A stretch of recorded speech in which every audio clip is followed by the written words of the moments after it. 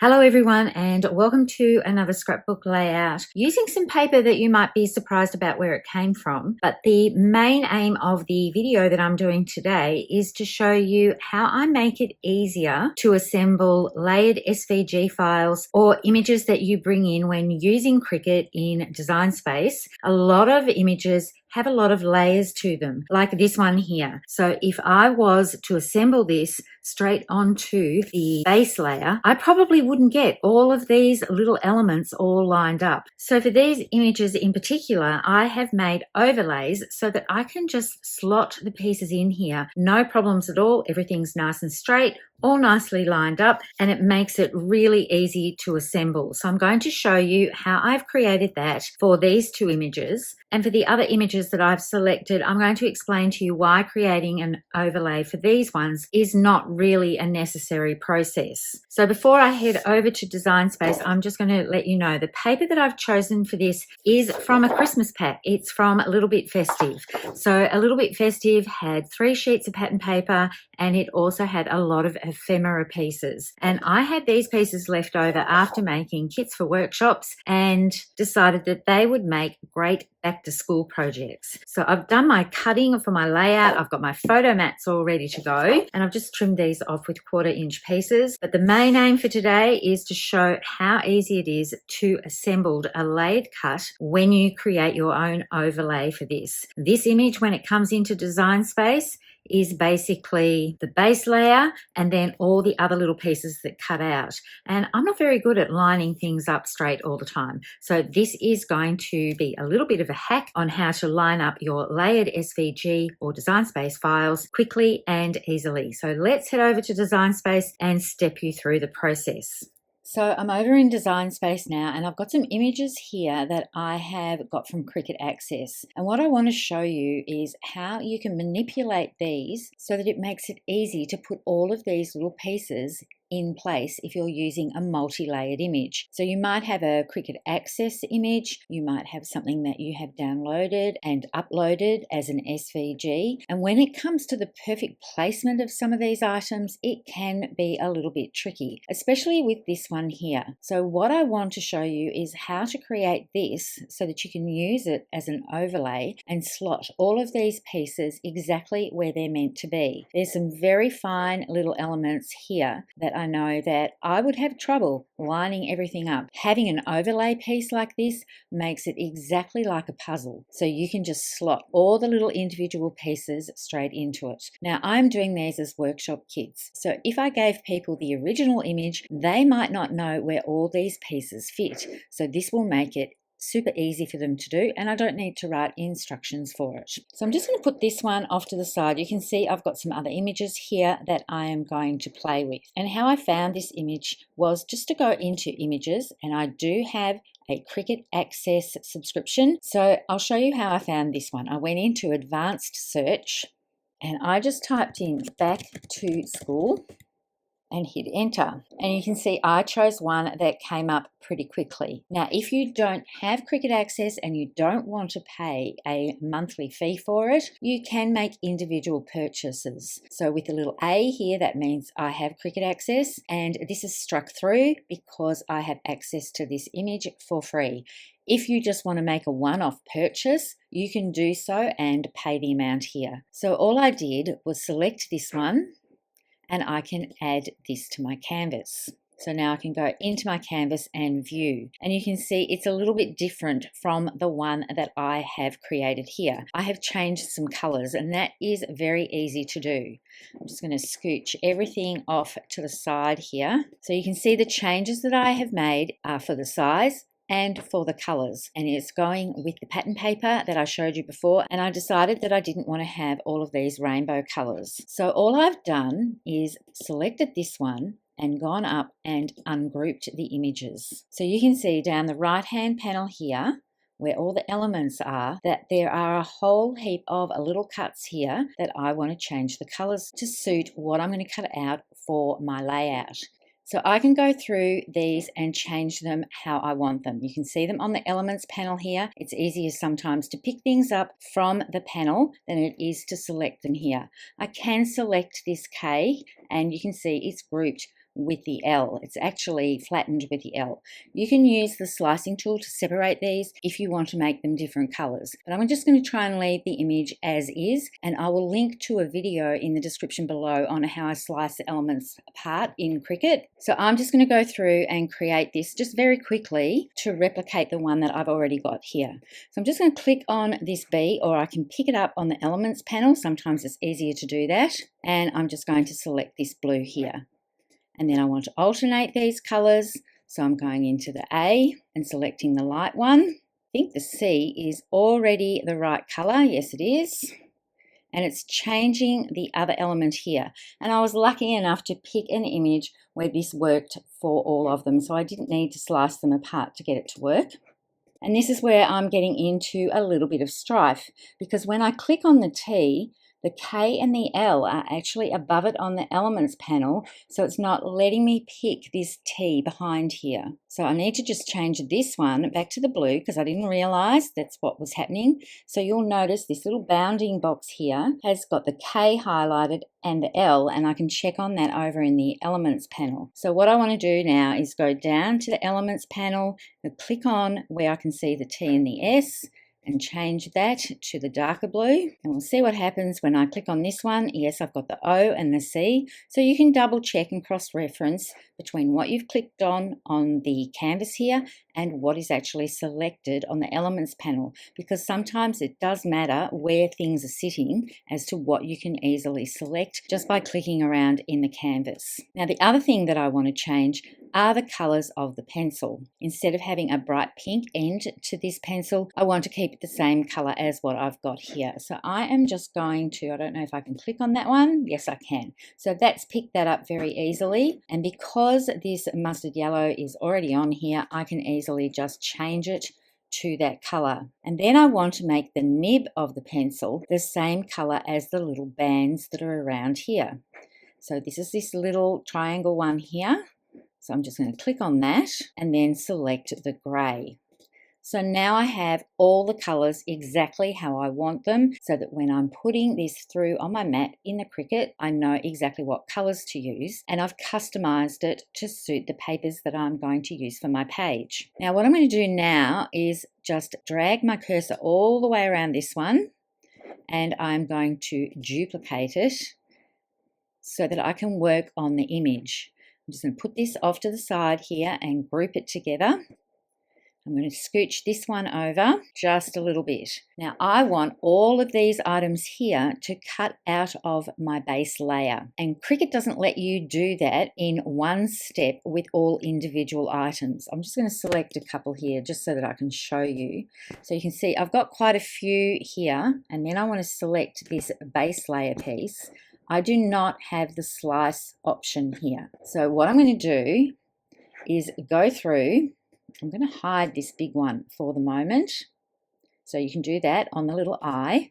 And I'm going to hide this one, which is the correct size because I've already worked that one out, so that I can go through the top part of my elements here and just pick up all of these elements. The easiest way to do this, and the quickest way, is to drag your cursor around and get them all in one. But what that is selecting is also selecting this basic cut at the bottom here. So I am going to hide that for now, and I've just got all of these elements. So now I can just simply select all of these and I can combine them with the Unite tool. So that's changed them all to one color. And then I'm just looking down my little elements panel here, and then I can unhide by clicking on that eye, and I've got my base layer. So what I can do now is select both of these elements, because Cricut is now recognizing this as one element, and my slice feature is now available. So I'm going to slice that, and I'm just going to drag these away so you can see. So there is the Unite part. Here is the cutout part as well, and now I've got an overlay part. So I'm going to go and easily delete these two items, and I'm going to go through and I'm going to unhide the elements that I did before. So here's my original image. If I ungroup this, you can see I've got all of these little elements here, all individual, and they're the colors that I want them. And then I've got my base piece here that I can adhere everything together. Now you can eliminate this base piece if you want to and just cut out this one here and slot everything in. But I'm going to keep it together just to give it a little bit more sturdiness. But you definitely don't need that base layer if you don't want that. And if I change this to a different color, let's just pick something totally different to what the base layer is, make it red or bright orange. You can see that when I put this over the top here, everything is going to fit perfectly and slot into place, making it really easy to line up these little pieces for the pencil. The rectangles here, it's all just going to slot in like a little jigsaw, even this little point of the nib of the pencil. And I'm going to be able to position my letters perfectly, slot them right into that layer, so I'm not going to get any wonky letters just from me adhering them down. So I love how this is all going to work.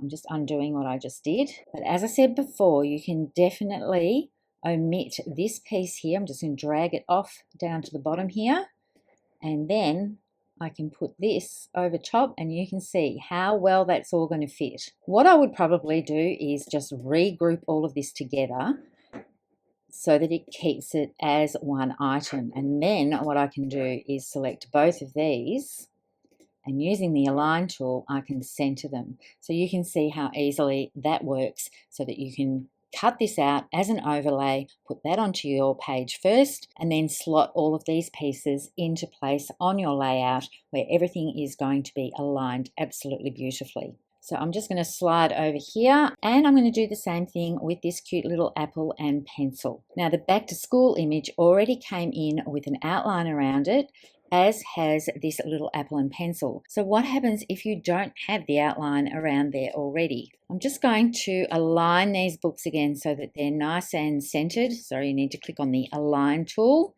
center them, and then I'm going to apply an offset to them because I want all my elements to look the same with this outline edge on my page. So I can just go into offset.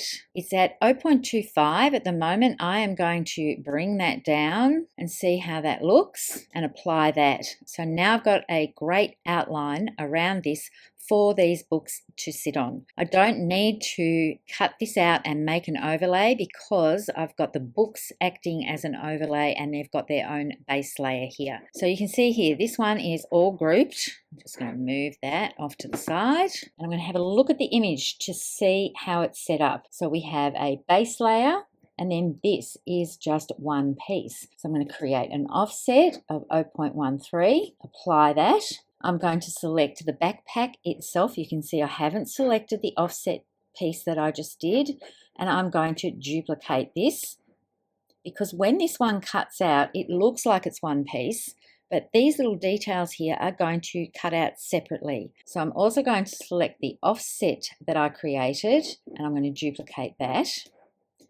And these two items can sit on top of each other. I'm going to bring this one up to the top. There's two ways of arranging things. You can drag it on the elements panel, or you can use the arrange tool. And I'm going to center these so that they're nice and aligned together.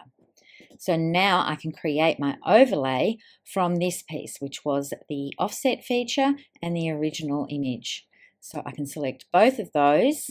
This piece is one piece, so I don't have to do what I did with the back to school and unite them, so I could use the slice feature. I have two of these selected, and I'm just going to slice it and take away these pieces, and there's my little overlay piece. Now when I look at this, this is going to be really hard to adhere. So am I going to leave this as one piece so that that cuts out and then put this over the top of my offset piece? If I do that, it's going to be hard to line this up. So this is not necessarily a good image to do it on. So I'm just going to put this roughly over the top of my offset piece. You can see I'm going to have to adhere all of these extra little pieces that are on this backpack that are going to cut out. So that is going to be trickier than using the original piece that I've got here. So it doesn't apply for this circumstance. So this is what you have to look at when you're using images that you're bringing in, whether they be an SVG that you have downloaded and imported, or if it's a Cricut Access piece. I'm just going to put these back to being center and group them together. So this one I'm going to leave alone. But this one here, I'm going to do exactly the same treatment that I did with the back to school image. First up, I'm going to duplicate it. I'm going to make this just a little bit bigger on screen so that you can see what I'm doing. And I'm going to scooch that one off to the side.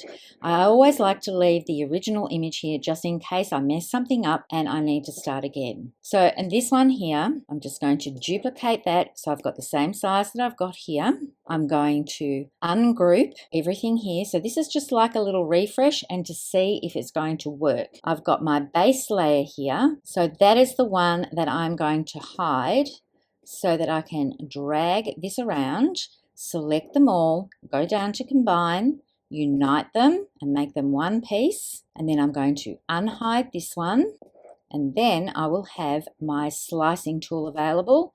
I'm going to slice this apart.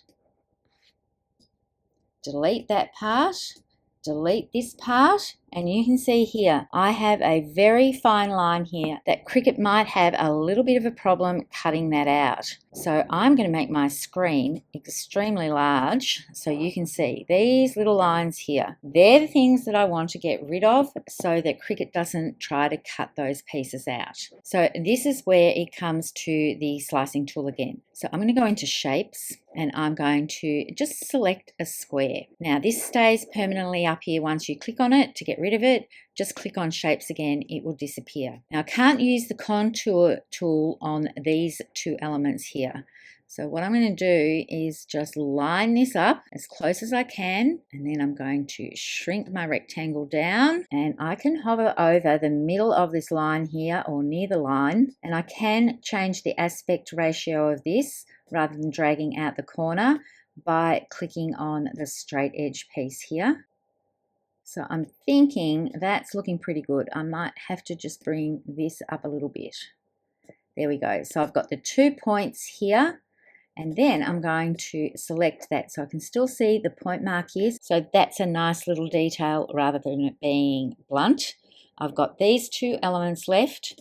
I can slice that away and then I can delete. I'm just using the delete button on my keyboard. And delete these, and I can see when I'm moving that round I've got one other little piece there. So I'm just going to do all of this again. I'm going to get rid of that. Now because this is a very fine line, it's a little bit hard to pick up.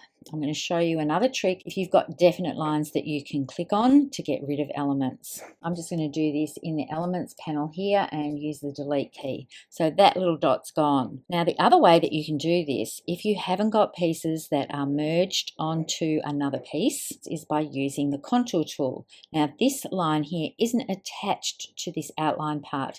So I'm going to be able to go into the contour tool and look for this piece here. I'm just scrolling down the elements here and I'm going to click on this here, but what I want you to watch is this element over here on the screen.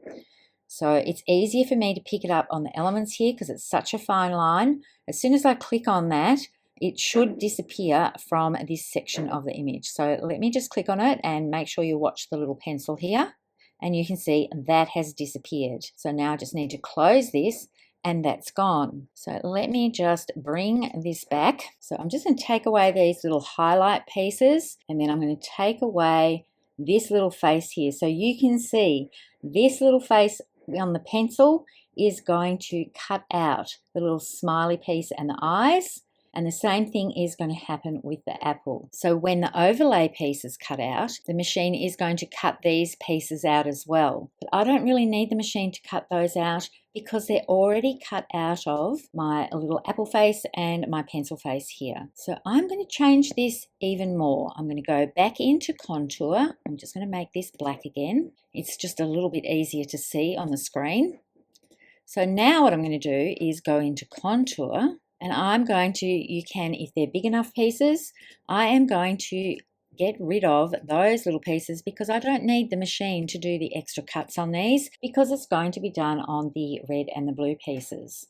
So now I've hidden all of those.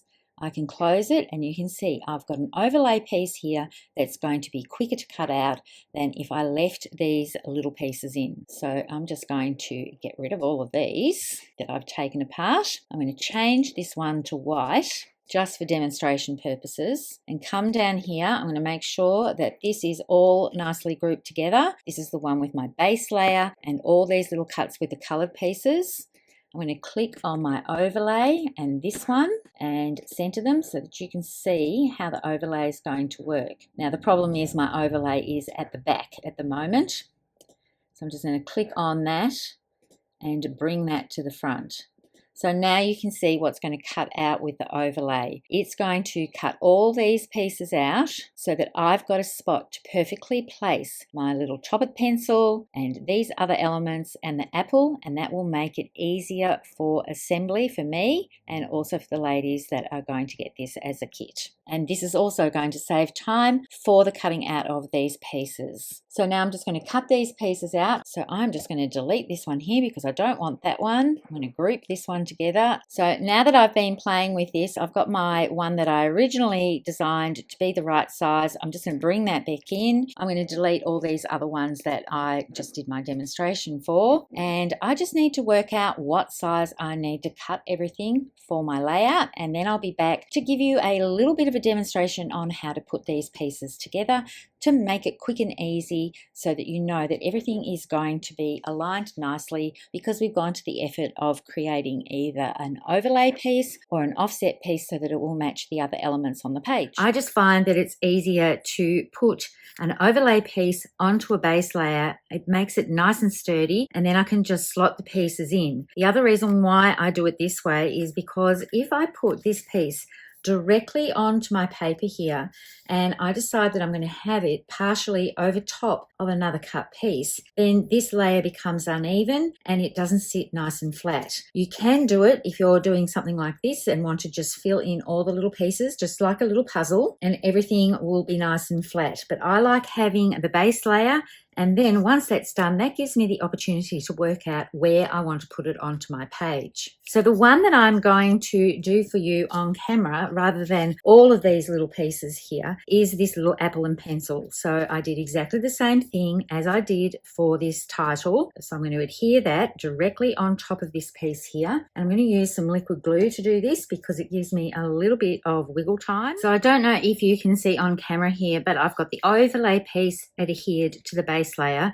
You can see a little bit of white there from the glue, but that's going to dry back clear. And now all I need to do is slot in my pieces. This reminds me of the wooden jigsaw puzzles that my children used to do when they started doing jigsaw puzzles. You can just slot the pieces in and they go in absolutely perfectly. Now there's two ways you could do this. You could put your adhesive on the actual piece, but I'm just going to put it on this base layer here and slot the pieces in. I haven't glued the apple in yet. I just want to make sure that I get this all lined up properly. So I can just push this up against the edge of that overlay cut and get that to adhere just perfectly. So once again, I can go right up against the overlay cut, and I'm going to put this pencil barrel in first. This one, I'm just doing it this way just to show you you can do it either way, and that fits nice and snugly into there, and liquid glue gives you a little bit of time just to wiggle things around a little bit. So now my apple piece I know is going to fit perfectly inside the little overlay section that I created.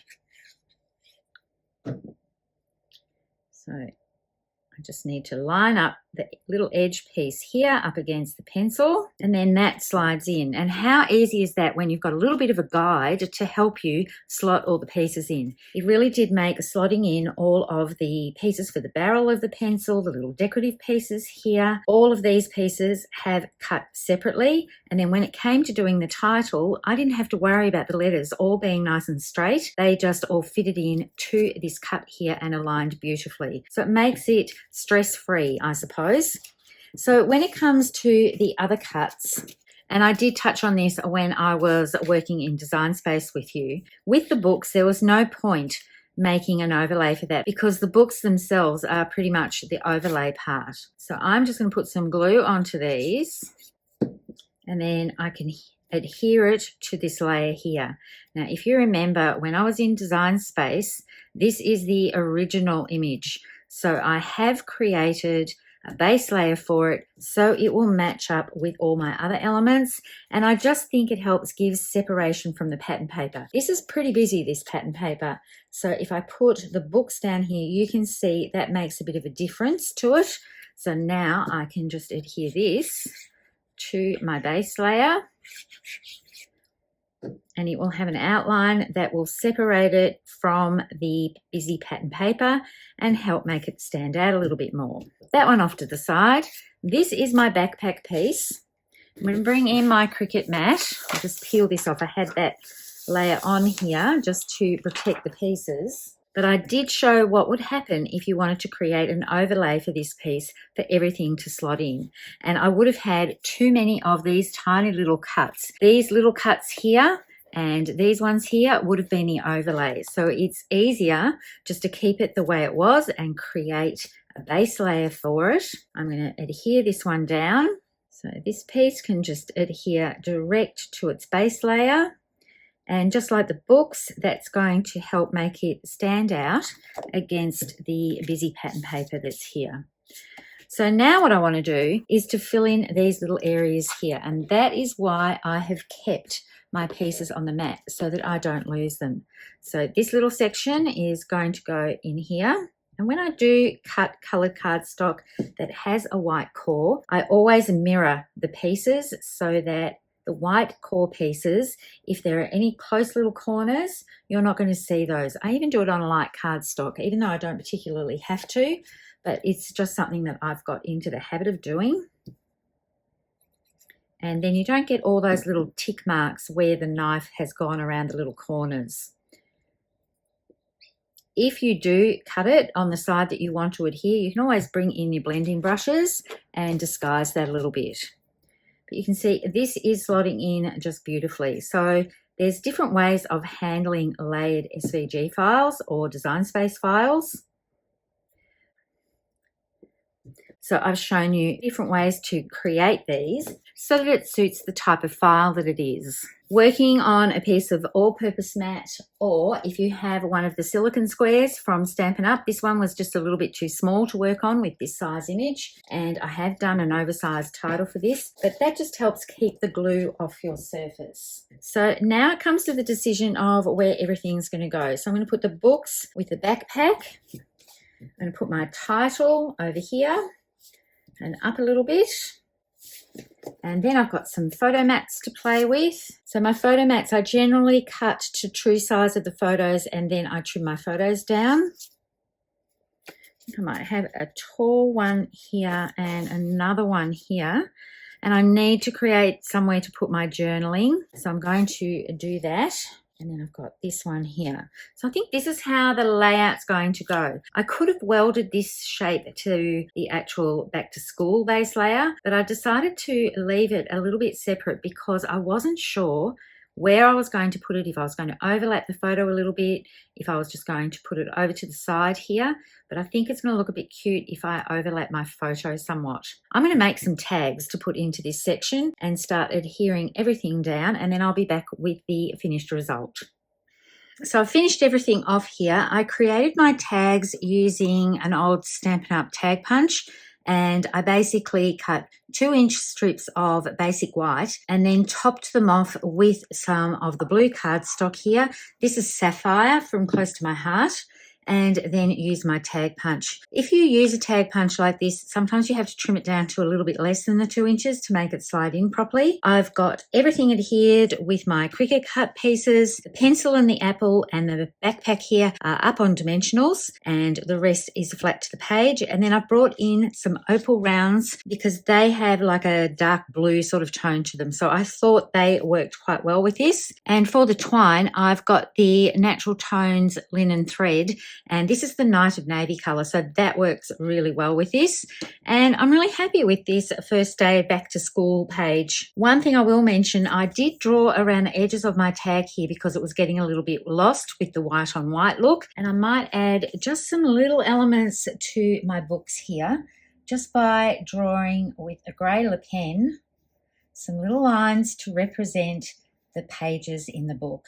You can see I'm not being terribly careful here. I'm hoping my head isn't in the way of the camera.